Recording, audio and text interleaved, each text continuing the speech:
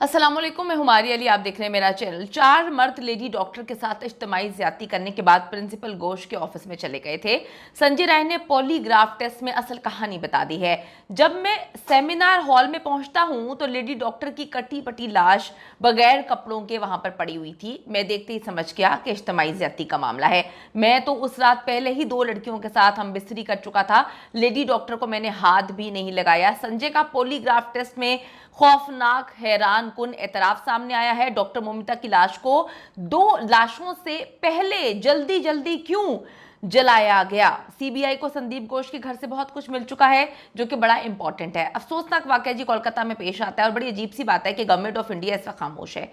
ये चीज़ें बड़ी मिस्टीरियस होती हैं कि आप किसी जगह के सीएम पर इल्ज़ाम लगा रहे हो, सीएम औरत है, ये जिनसी ज़्यादती औरत के साथ हुई है, तो बड़ी अजीब सी बात है कि आपकी स्टेट में आप सीएम जो है वो औरत होने के बावजूद किसी चीज़ पे एक्शन नहीं ले रही और आप दरिंदों को बचाने की कोशिश करें, जिससे पता चलता है कि सारी दरिंदगी इनको पता थी कि यहाँ पर ये मामलात होते हैं और अब ये सिर्फ अपने आप को बचाने की कोशिश करें। दूसरा, पता नहीं गवर्नमेंट जो इंडिया की है वो क्यों नहीं इनको साइड पे कर रही, एक न्यूट्रल टीम भेज रही और वहां पर इन्वेस्टिगेशन सही अंदाज में नहीं करवाई जा रही।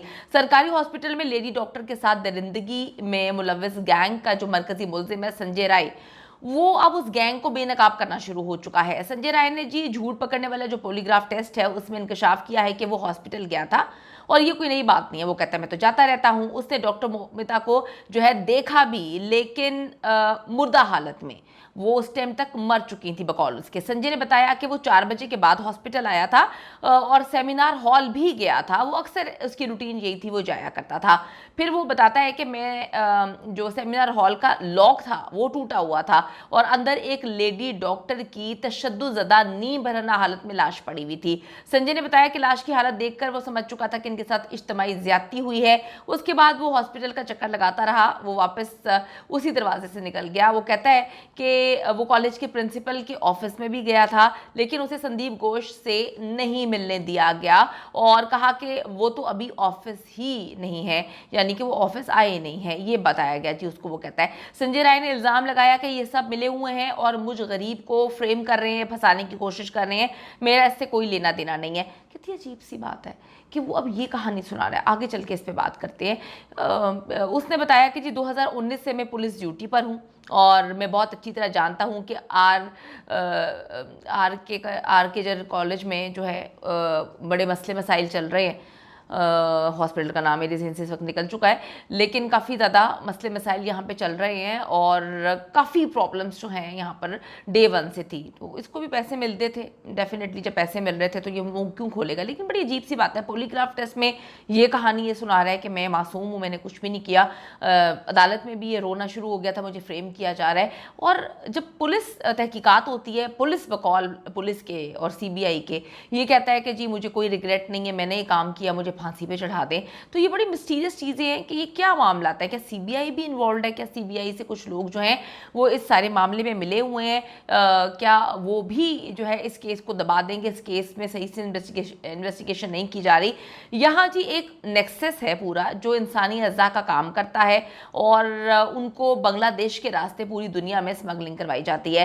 प्रिंसिपल संदीप घोष, एमएलए और जो पुलिस हैं ये साथ मिले हुए थे, डे 1 से साथ मिले हुए थे और ये मिलकर ही एक काम जो है चला सकते थे और मिलकर ये सारे मामलात कर रहे थे। ये गैंग चला रहे थे और इनके पीछे हेल्थ मिनिस्टर था, यानी कि हेल्थ मिनिस्टर को भी पता है। अब याद रहे कि जो बंगाल की हेल्थ मिनिस्ट्री है वो सीएम ममता बनर्जी के पास है, यानी कि सीएम भी इन्वॉल्व, हेल्थ मिनिस्टर भी इन्वॉल्व, पुलिस भी इन्वॉल्व है, कॉलेज का प्रिंसिपल भी इन्वॉल्व है, सारा स्टाफ इन्वॉल्व है। संजय राय के मुताबिक यकीनन डॉक्टर मोमिता को इस रैकेट के बारे में पता चल चुका था, उनके हाथ कुछ सबूत भी लग गए थे। अब संजय की कहानी जो है वो डॉक्टर की फैमिली भी कंफर्म कर रही है कि वो बड़ी परेशान रह रही थी काफ़ी टाइम से और वो कहती थी मैंने इस हॉस्पिटल में नहीं जाना, यहाँ पे कुछ जो है वो गलत किस्म की चीज़ें हो रही हैं, मामला जो हैं वो गलत हैं। अब वो अपनी डायरी में काफ़ी ज़्यादा पुरस्कार चीज़ें जो हैं वो भी लिख रही हैं। आखिरी बार उन्हें 36 घंटे बाद घर वापस जाने दिया गया, लेकिन बड़ी अजीब सी बात है, ड्यूटी रोस्टर चेंज किया गया, उनकी डायरी से सफ़ात फाड़े भी गए हैं। संजय राय और डॉक्टर मोमिता के वालिदैन जो है वो इल्ज़ामात लगा रहे हैं कि सीबीआई ने प्रिंसिपल संदीप घोष के घर की जो 7 घंटे तलाशी ली है और रिपोर्ट जो बताई है उसमें उनको काफ़ी चीज़ें मिल रही हैं। डॉक्टर संदीप जो है वो काफ़ी मिस्टीरियस किस्म का इंसान है। संजय राय ने ये भी इंकशाफ किया है कि वो तो डॉक्टर मोमिता के नाम तक को नहीं जानता था। हॉस्पिटल के इस हिस्से में सैकड़ों लोग मौजूद हैं।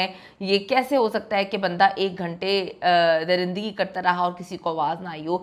यानी कि डॉक्टर मोमिता के साथ जो डॉक्टर्स थे वो भी मिले हुए थे, स्टाफ भी मिला हुआ था, गार्ड, सिक्योरिटी, जो भी जितने लोग वहाँ पे थे उन सबको पता था कि ये सारे मामला इस हॉस्पिटल में होते हैं और वो सब इन्वॉल्व थे। सिर्फ डॉक्टर मोमिता को चुप करवाने के लिए उनकी ड्यूटी आवर्स उस दिन बढ़ा दी गई थी, यानी कि 24 घंटे के बाद मजीद घंटे बढ़ा दिए गए। 36 घंटे से वो ड्यूटी कर रही थी और कह दिया गया कि आप आराम कर लें। जिसने उनको आराम करने के लिए डॉक्टर ने भेजा था, उनका जो कोलीग था, उसने आप देखें कि उसको पता था, सबको ही खैर पता था, वरना आप देखें कि एक हॉस्पिटल में रात के औकात में कहीं इतना सन्नाटा होता है। अगर एक औरत के साथ जिनसी ज्यादती हो रही है और मुख्तलिफ आदमी कर रहे हैं, किसी को पता ही नहीं चला, ऐसे नहीं हो सकता।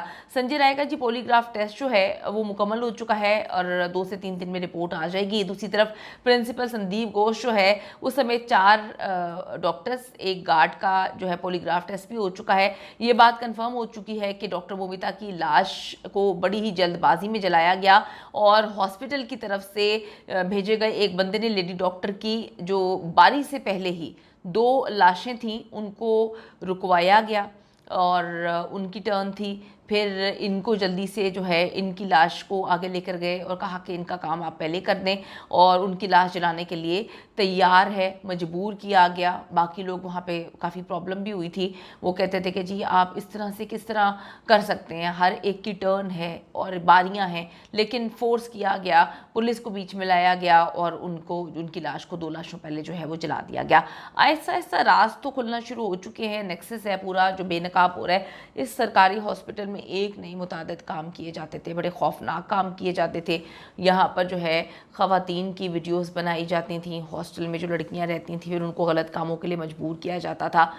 उसके बाद मिनिस्टर्स के पास उनको भेजा जाता था। इंसानी अज़ा की स्मगलिंग होती थी, बांग्लादेश के रास्ते ये स्मगलिंग की जाती थी। उसके बाद मनशियात का एक बहुत बड़ा नेक्सस था, बहुत बड़ा रैकेट था जो यहाँ पर काम करता था और नई जनरेशन को, नई नस्ल को बर्बाद करने पे लगा हुआ था। और भी काफ़ी वाहियात किस्म के काम इस कॉलेज में होते थे और बहुत सारी स्टूडेंट सामने आए हैं, उन्होंने बताया भी है कि जब हम इनके ख़िलाफ़ आवाज़ उठाते हैं किसी भी चीज़ के हवाले से तो ये हमें फ़ेल करना शुरू कर देते हैं। जो डॉक्टर इनकी बात नहीं मानता उसको तंग करना शुरू कर देते हैं। यहाँ पर मेरे ख्याल में इनसे कंट्रोल नहीं हो रहा था। इन्होंने पूरा बैकग्राउंड चेक किया डॉक्टर मोमिता का कि कितनी आवाज़ इसकी फैमिली उठा सकती है, क्या मामला था क्या नहीं। आप देखिए उनके जो फादर हैं वो एक मज़दूर हैं, तो इनका सारा बैकग्राउंड चेक करने के बाद डॉक्टर मोमिता को उन्होंने सोचा कि हम कत्ल कर देंगे, फैमिली को कह देंगे कि जी आपकी बेटी ने खुदकुशी की, मामला दब जाएगा। लेकिन hats off to social media, India की आवाम का जो है इसमें बड़ा किरदार है। वो सड़कों पे निकले, डॉक्टर सड़कों पे निकले और पूरी दुनिया से इस वक्त डॉक्टर मोमिता की आवाज़ हम सब बन चुके हैं। पाकिस्तान से हम आपके साथ हैं इस सारे मामले में, क्योंकि बेटियां सबकी सांझी होती हैं और बड़ा खौफनाक अंदाज में इस बच्ची को कत्ल किया गया है। जहां से आप ये वीडियो देख रहे हैं कमेंट करके बताइएगा कि आप फैमिली के साथ खड़े हैं, ताकि अगर फैमिली ये वीडियो देख रही है तो उनके अंदर जो है हिम्मत बने कि ना सिर्फ इंडिया बल्कि पूरी दुनिया से उनको सपोर्ट किया जा रहा है। हम तब तक सपोर्ट करते रहेंगे जब तक इन दरिंदों को कैफे किरदार तक नहीं पहुँचाया जाता।